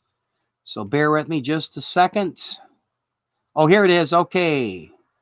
I want to get this right here. I'm getting the link for it. All right, awesome. I'm putting the link for this Japanese company flying car takes successful test flight. But it's more like a life-size drone. Oh, Servant David, thank you for coming. There's the link if you're interested. If you have a few minutes, David, you could pull up that link there and just save it in your phone or whatever. But check out this video. This thing is awesome. It's like a life-size drone fly around. But, that's going to be a whole nother thing, too, is with these, with technology, they already got issues back and forth with these drones, but now it's going to be where people can have these, like this flying car. I call it the flying drone. But, when this comes around, it's going to open up a whole nother ball of wax. And, as far as what gets regulated and, what airspace they can use, how high they can go up. And, because like how we have a lot of laws with helicopters and airplanes and licensing and what they can do. So, Yeah, this is going to be something. It's inevitable the way, technology is going and whatnot. But it's pretty cool, this flying car, I got to say. And I put the link right in there if you guys are interested, want to take a look at it from the UPI website. There's the news story with the video. Let me set this over here.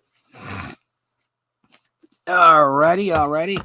Yeah, that's it. So I'm going to do some general conversation. And I'll go over this here again, the tribute video. Let me take my shades off. I'm going to go one more time. Who else I had in here? Oh, Mr. Blinkster. I'm going to put you in here if you're still here for the tribute on the tribute video list.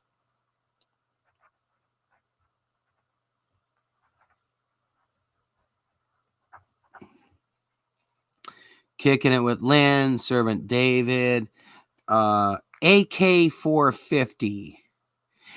AK-450. Well, I see one person here. If you're still here, I don't know if I have you on my subscriber list. If you can, put a comment in my comment section below. You know what? Let me see if I can pull your channel up here. 1 second. I'm doing a roll call for my tribute video. I want to make sure I'm able to, if I don't have you, I'll get your channel. Melinda Mims. Okay. Okay, I have ALK 450. I think that is you. Yeah, okay, I'm sorry. ALK 450. I'll put you in the tribute video here. Yes, I will. ALK 450. All right, I got you. Stupid. Oh. Let me come back here. Alrighty. Oh, so anyway, I think Novik was talking to me. Few things to talk about before I wrap up the morning show. And then if you guys, anything you want to talk about or bring something up, I already went through all the topics here. So anything you want to talk about or say, feel free. The chat's open. This is general conversation. I did my last live stream.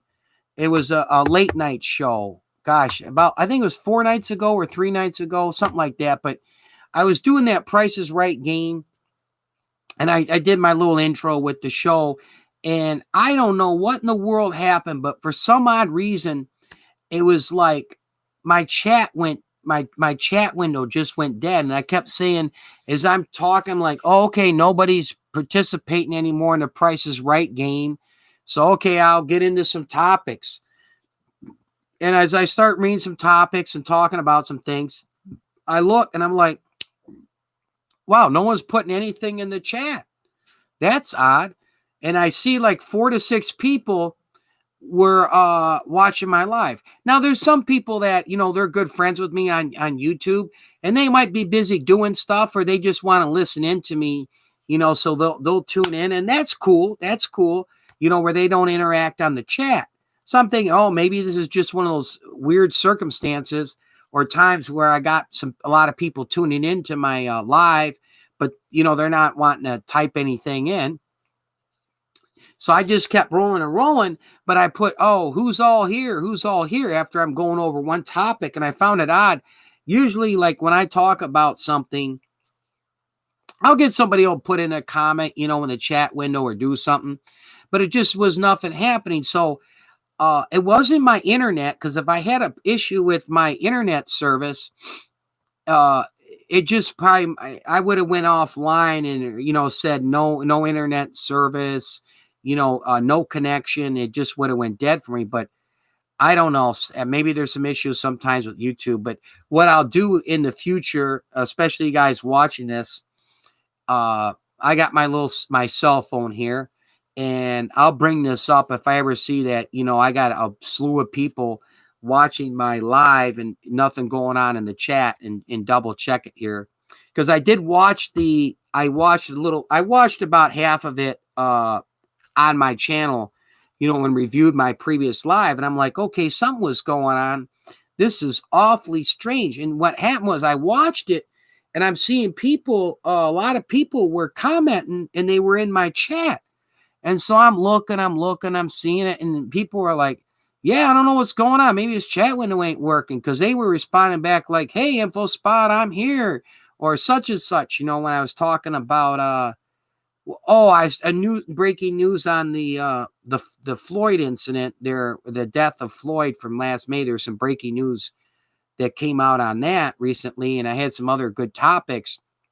And usually I'll get some people, which is just normal. You get 4, 6, 10 people, whatever, on your live. They'll come in there and, but I just wasn't getting anything. So it must have been a YouTube issue. And worst case scenario, if it happens to me again where I'm doing a live and I see there's a bunch of people watching, but nothing's coming up in the chat, if I can't pull it up on my cell phone, and view it there and read it, well, I'll just end the chat and just, start up a fresh one. But I've been doing this. I just started doing the chat. I don't want to say started doing it, but I'm sorry. I don't want to say I just started doing it. It was just around, I've been doing it a while. I was right after the 4th of July, around that time. And I never had this issue is what I'm getting at. My point is, I've been doing this since July. I never had an issue where it's like nobody could put anything in the chat window, especially when I got 6 or 8 people watching. I was like, wow, this is odd. This is strange. So one of those things anyway. I know some people will be watching this later on. And if you're, one of my friends or you on that last chat, that's what happened. I wasn't seeing anything in the chat window, but I've, went over it and I've made a decision. Okay, this is how I'm going to handle it, the situation. But I believe I had a problem with YouTube and it was on YouTube's end. And that's why I wasn't seeing anything in the chat window on my last live anyway. I just want to make sure I go over that because there were some people that, a friend of mine on YouTube, McNikram, Victory, yay. They let me know, hey, it wasn't, something went on with your last live stream. So, hey, my Snapple. I get my channel built up. I'm going to get a hold of them and say, hey, I need to work out some type of sponsorship deal with you guys. I love Snapple. I got to say, I like the raspberry iced tea Snapple, the Snapple apple, which is it's not so much of an apple juice. Snapple's officially like an iced tea, but I guess it's a juice type of juice. It's not like your typical apple juice. But anyway, the Snapple apple flavor, and also the fruit punch, the Snapple fruit punch. That's good stuff. And then I love the, I got here the raspberry iced tea. The lemon's okay. But yeah, I love my Snapples. I really, really do love Snapple. But I'll have to get a hold of them one of these days when, my channel grows and say, hey, Snapple, I'd like to work out some type of sponsorship deal. I can do great advertising for you guys. Excuse me. Get a sip here. Okay, I do have the list here. So let me move this. It's kind of in the camera. My chicken scratch here on the notepad. But I'm going to get this tribute video up later today. I'm going to do the tribute video. I will have that up. I do have some drink reviews for you people watching, and I got someone still on the chat. I have a drink review and product reviews. I have a drink review and a product review coming up. I will be uploading that soon. I will upload that. And I did order something off of eBay just the other day for a product review. So I do have some people that come to my channel, and they're not so much for the live broadcast. They come to my channel, they really enjoy the product reviews, or they enjoy the drink reviews, some of the videos I do. So let me change the light out here. 1 second. I have this one light that operates on a battery, and after about an hour and a half, it tends to go dead. So I'm going to just swap out the battery here. There we go. Okay. Let there be light, everybody. Let there be light. Yes, let there be light. I switched out the battery in my light up here. So now I'm well lit again. And my other light's a direct one. I got like a table lamp light, and that's what's kind of gets, you'll see reflecting my glasses. Where was I? I was talking about something and I had to change the light. Oh, that's where I was. Okay, I got my train of thought back here. What I was talking about. Yeah, some people, they come on my channel and they they come there to watch the product review. Let me move this pillow out of the way. I see this in the camera. Looks so tacky. There we go. Okay. Yeah, they'll come on my channel, and some people like those drink review videos I do. Some like the product review videos, and then some people enjoy my the live stream. So I try to keep that mixture, where I'm mostly product reviews, drink reviews, and live broadcasts. And then I do some different videos. For example, I just did a video, my last video I posted on my channel. If you haven't watched it and you're watching this, you'll see it. Just go on my homepage and my YouTube channel. It's called Bad Drivers. And when I did this video, Bad Drivers, I had the idea because there's a lot of videos where people have done these Russian car crash videos, and crazy road rage videos, but I want to do a video just showing the everyday bad drivers, as far as when it comes to aggressive drivers, distracted drivers, and then what I consider stupid drivers, meaning they do stupid things. And it is very dangerous. What some of these people do is, you'll see in my video, I don't have any accidents filmed. That's kind of tough for me to film that, to be there at the right time at the certain place, to film an accident. But at any rate, in my Bad Drivers video, you'll see, if you haven't watched it, the distracted driving. I have a couple of things I film with it, and as well as the aggressive driving, and some also as well as the stupid things. Like I said, what I did is I set the camera up in my car. I use a Sony Handycam. It's an older Sony Handycam. And I bought the thing for like $40 off eBay, and then I put it on my tripod, and I set that up in my car, and it shoots right out the window. So I'm talking when you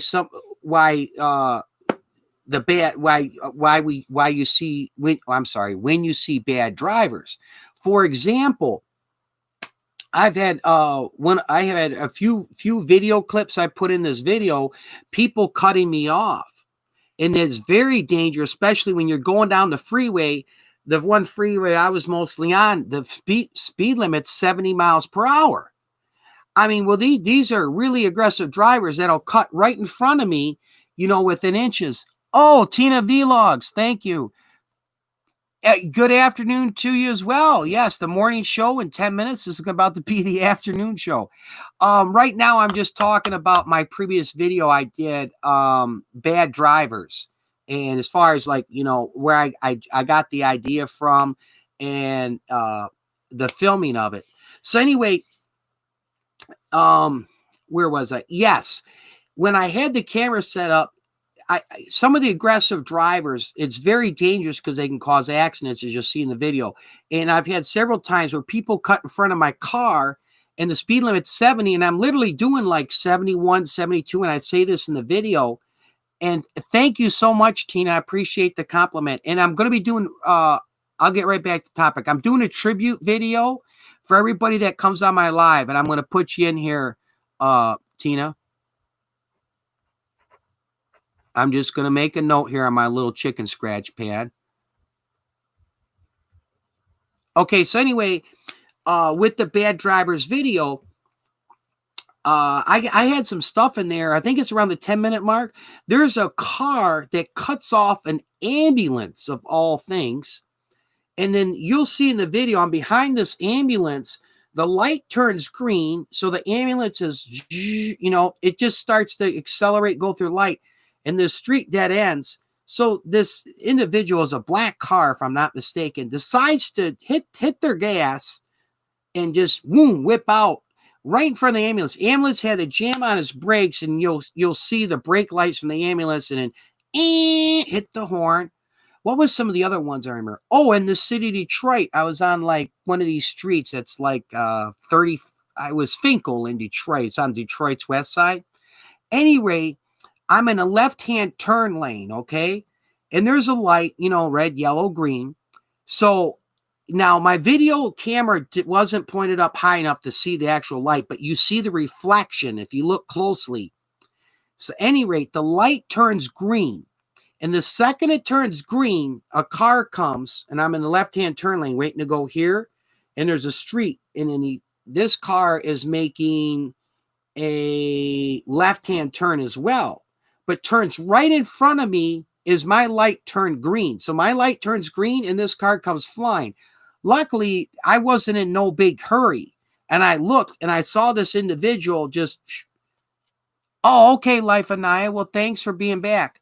I'm talking about that previous video I did, the bad drivers video, and some of the stuff I filmed. And what I wanted to do with this video real quick, when I had this idea, I said, okay, what can I do different? We've had these car crash videos, all this, crazy drivers, road rage videos.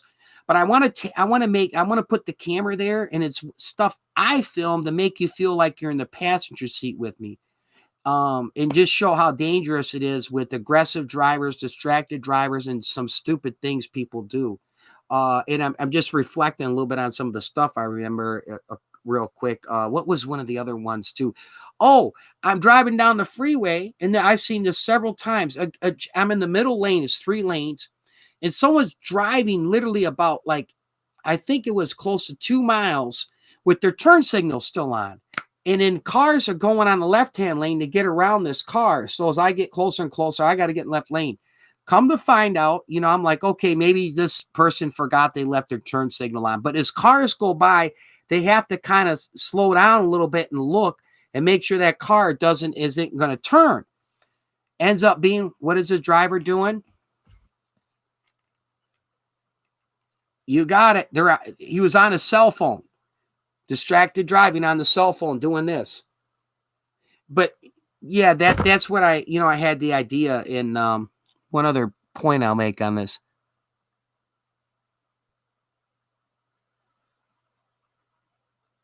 Yeah, Tina, when you get time, it's about 20 minutes, the video. It's right on my channel. It'll say bad drivers, and I put kind of a funny cartoon picture in there of someone holding onto the dash, and in the driver's face like this is my thumbnail.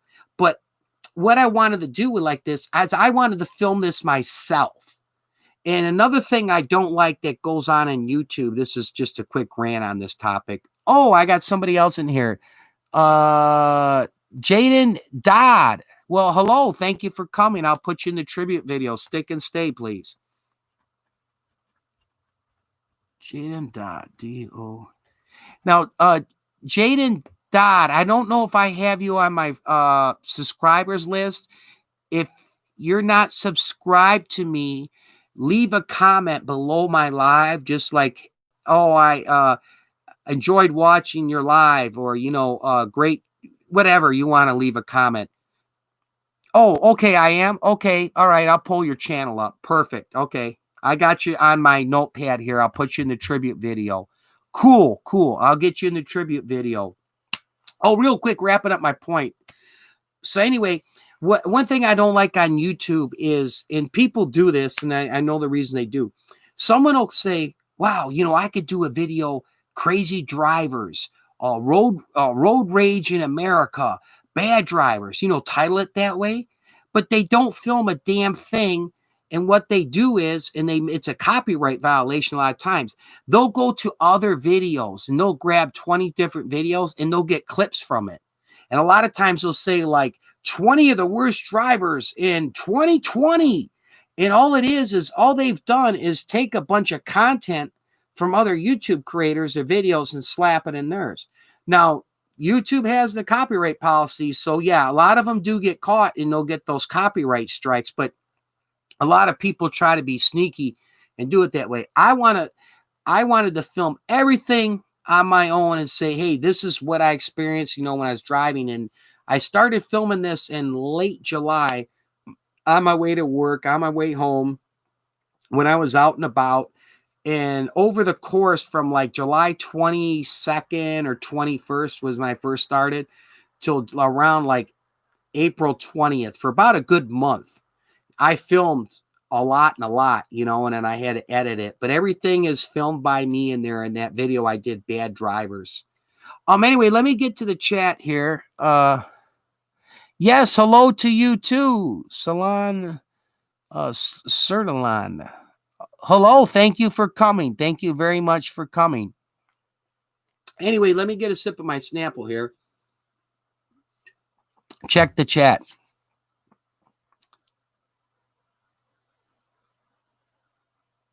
Yes, they do, Tina. Yeah, on the cell phones, especially the texting. But, I don't see as much. Now, this is just me. I don't see as much with the texting, but I see an awful lot of this. And in their hand, one hand's on the wheel and they're doing this. But this makes you become distracted, where either you're not staying in your lane or, when you're doing this, and then you're looking up and doing that. What happens a lot of times, you don't stop in time for a stop sign or a stop light. It can cause an accident, most definitely. And I showcase one in my video, Bad Drivers, when someone's driving over 2 miles with their turn signal on and the problem it was causing. And it wasn't, I could see an honest mistake. And it's happened before to me. I forget I leave my turn signal on and I continue to drive. I'm like, oh, shoot, I got my turn signal off. Let me shut this off. But it was because this individual was on their freaking cell phone. Yep. Yeah, we'll be networking with each other too. I'll be ending the broadcast here shortly. I will put you guys in the tribute video. Salon Sedan. Okay. Was it SHE? Now, if you're not subscribed to my channel, I'm not saying you have to subscribe. If you do, thank you. If not, no big deal. Do me a favor, leave a comment below my video, like, hey, I enjoyed your live stream, or you really had some great topics, whatever it is, I don't care. Leave it there if you're not subscribed to me so I can pull your channel up to put you in the tribute video if you want to be in the tribute video. So just a FYI, I will write down your channel names, but sometimes it's tough for me if you are not subscribed to me. So I'm not saying you have to, but hey, I got one more to put in my tribute video here. SHEILA SUMODLAYON. Hello. I did with a bell. Okay, thank you. I just asked that so much. I'm not trying to do it for my own personal gain, trying to have a bunch of comments and likes. I appreciate it. I am thankful. I just do it because when I do the tribute video, if somebody's not subscribed to me, or you're new to my channel, this way I can pull your channel up. Because what I do is I do a screenshot of your YouTube channel, and some people like Christina Vlogs, I have a screenshot of her channel. So when I do the tribute video, I will highlight your channel in the tribute video, okay, with the music and that, and I help you guys out with exposure. It's networking, with other YouTubers, as well as this is my way of appreciating everybody for coming on my live. Okay, what do we got here? Good night, everyone. It's 12 midnight here.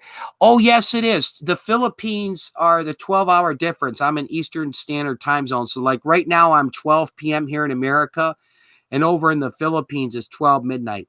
I'm going to end my broadcast here anyway in just a few minutes, my morning show broadcast. I went over my topics. They're in my, if you go in my description box here for the live stream, and you click it and open up, I have all the topics I went over. So if there's something you find interesting, by all means, I much appreciate it. Go back, rewatch part of this live stream. If there's a topic there that interests you. And thank you for coming. A big thank you to a lot of my subscribers in the Philippines, man. You guys are awesome. And ladies too.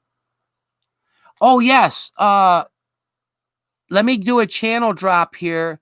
Jonathan, if you're not connected with Christina Vlog, she is a friend of mine. I believe she's in New York City. She's Jamaican, but she does some great live streams as well as some cooking videos and that. I am going to do 2 channel drops here. Please network with each other. Let me do this right now. I want to make this about everybody here. Ready?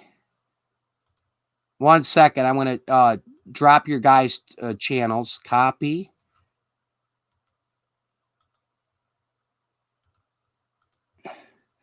Oh, you're just saying hi. Oh, you're already family. Okay, cool. Okay. Awesome. Okay. Cool. I didn't know that. I just, you guys are both great friends of mine on YouTube. Oh, cool. That's awesome, man. Share the love. Feel the love. What do they say? Anyway, before I end my live stream here, the morning show, is there anything anybody wants to ask me or tell me or any comments? This is your time. Throw it in the chat. What else was it? Oh, as I mentioned in all my chats, if anybody wants to get in touch with me privately, whether it's a question, concern, whatever, you can reach me at my email address, and it's on my YouTube channel in the About tab. It's infospot411 at yahoo.com. So it's, there's no space or gaps. Infospot411 at yahoo.com. You can email me directly at my email address if there's any question you want to ask me or something you want to tell me in private where you don't want it in a comment or a chat window.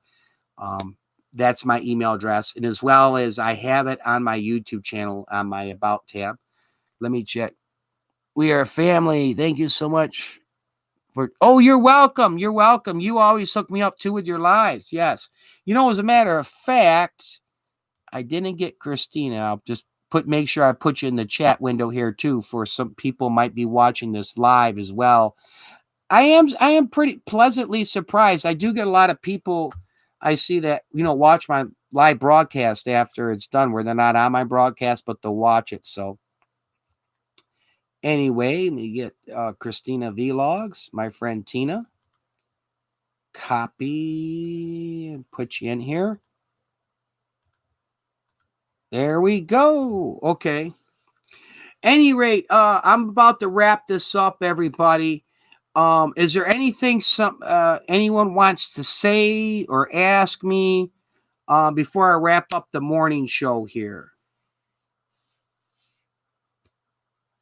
And I'll get that tribute video later when I get up later today. I worked midnight shifts. My time, I got off at 8 in the morning. I got home with about 10 to 9, and then took a shower, did a few things, and got set up here for the show. So Ed's my name, and Ed is a little exhausted. But when I get up this afternoon or evening, I will get that tribute video up and posted. No? Okay. All right. Well, hey, everybody.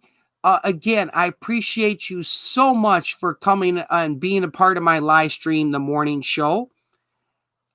And I say this because I mean this. On my live broadcast, as well as in most of my videos. Stay safe and enjoy life, everybody. Thank you for coming. Thank you so much. I hope everybody here has a terrific weekend too. Enjoy your weekend.